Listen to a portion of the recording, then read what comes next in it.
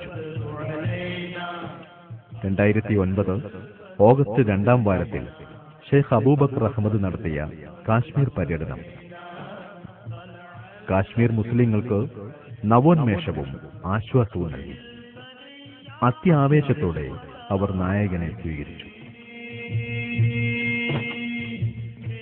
അതിർത്തി ജില്ലയായ പൂഞ്ചിന്റെ ആസ്ഥാന നഗരിയായ പൂഞ്ച് സിറ്റിയിൽ പ്രവർത്തിക്കുന്ന റസാഉൽ ഉലൂം ഇസ്ലാമിയ ഹൈസ്കൂൾ പുതിയ ബ്ലോക്കിന്റെ ഉദ്ഘാടനമായിരുന്നു മുഖ്യ പരിപാടി.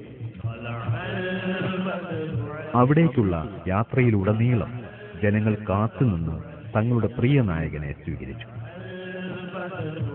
ഷെയ്ഖ് അബൂബക്കറിന്റെ സേവനവും അദ്ദേഹത്തോട് ജനങ്ങൾക്കുള്ള അഭിനിവേശവും മനസ്സിലാക്കിയ ഭരണകൂടം വിശിഷ്ടാതിഥിയെ സ്വീകരിക്കാൻ വേണ്ടതെല്ലാം സജ്ജീകരിച്ചു. പ്രത്യേക അംഗരക്ഷകരും